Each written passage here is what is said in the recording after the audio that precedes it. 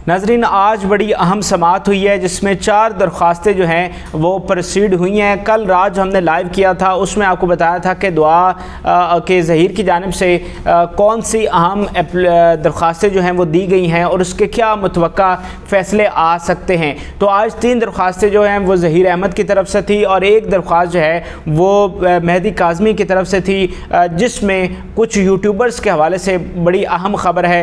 वो क्या है वो सबसे आखिर में आपको बताएंगे। पहले जो ज़हीर अहमद की दरख्वास्तें हैं वो क्या थी और उस पर क्या फ़ैसले आए हैं वो सबसे पहले आपके साथ शेयर करता हूँ। ज़हीर अहमद ने नाज़रीन पहली दरख्वास्त तो ये दी है उनके वकील की जानिब से कि इस केस को जो है वो मुकम्मल तौर पर ख़त्म किया जाए, यानी इस केस को ही सिरे से जो है वो ख़त्म कर दिया जाए, जिस पर नोटिस जो हैं वो जारी हो गए हैं। यानी जो फ़रीक़ैन हैं, जो मुतल्लिक़ा पार्टीज़ हैं जिनके दरमियान ये केस चल रहा है, उनको नोटिस अदालत की जानिब से जारी हो गए हैं। तो ये ज़हीर अहमद की पहली दरख्वास्त थी।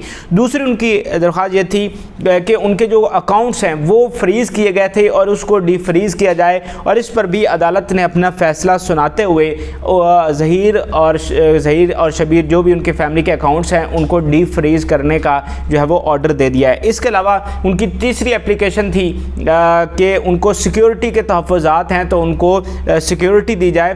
तो यहाँ पर भी उनको रिलीफ मिला है और उनको सिक्योरिटी के लिए भी इक़दाम करने का फ़ैसला किया गया है।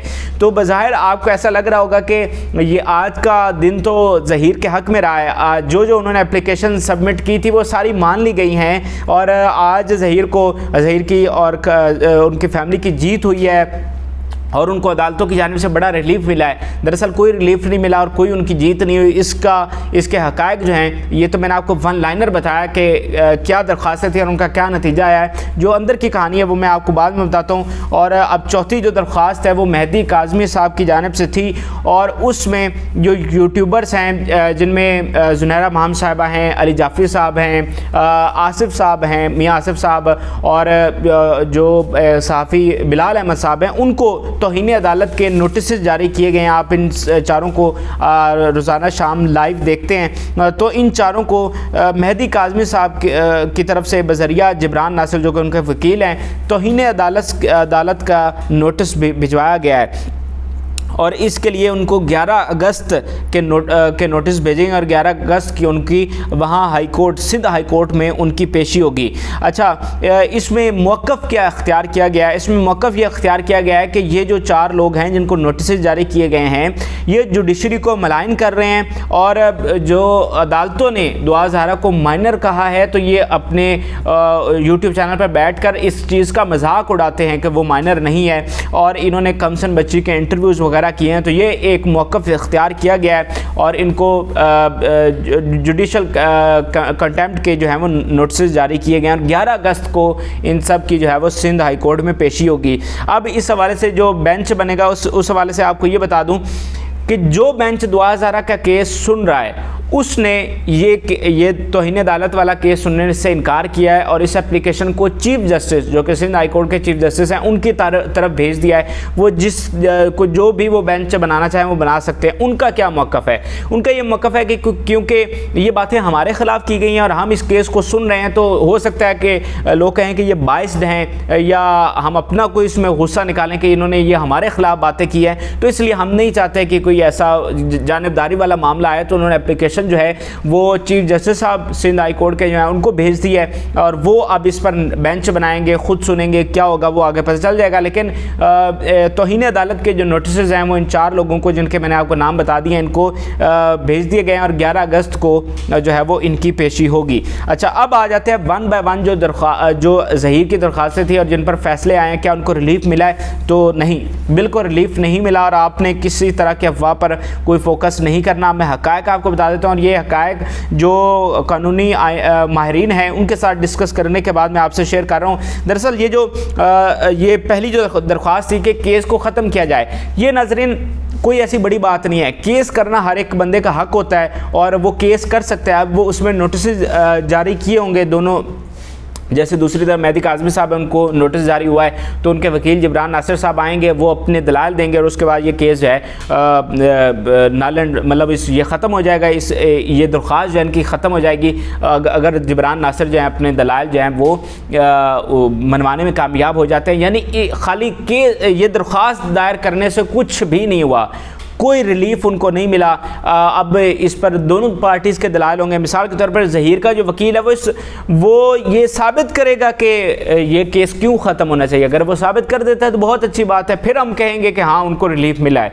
लेकिन अभी तक, क्योंकि केस तो कोई भी बंदा कर सकता है, ये उसका आइनी हक है, ये आइन उसको हक देता है कि कोई भी किसी की भी तरह का केस जो है वो कर सकता है। अच्छा, इसके बाद जो अकाउंट डी फ्रीज़ होने वाली बात है, कल जो हमने लाइव किया था, साकिब बशीर साहब हमारे साथ मौजूद थे, सीनियर सहाफ़ी हैं, उन्होंने ये बता दिया था कि ये इस हवाले से क्या मुतवक्के फ़ैसला आ सकता है। तो उन्होंने आज अदालत ने वही फ़ैसला दिया है कि उनके अकाउंट जो है वो डिफ्रीज़ कर दिए। अब जब आपको वजह पता चल जाएगी कि ये फ्रीज़ क्यों हुए थे, तो अब आपको समझ आ जाएगी कि आज कोई रिलीफ नहीं मिला है। इनके अकाउंट तब फ्रीज़ हुए थे जब दुआ ज़ारा को ढूंढा जा रहा था और उनके ख़िलाफ़ एक सर्च, एक तरह का ऑपरेशन जारी था कि वो कहाँ पर छुपे हुए हैं, उनको ढूंढने की कोशिश की जा रही थी। तो ऐसे में ये ख़दशा था कि शायद वो बैरून मुल्क न चले जाएं, और जो एक कार्रवाई होती है उस वक़्त की गई और इनके जो अकाउंट हैं वो फ्रीज़ कर दिए गए। लेकिन अब जब मुल्ज़िम जो है वो कानून की इस वक्त उनकी कस्टडी में है, उनकी हिफाजत में है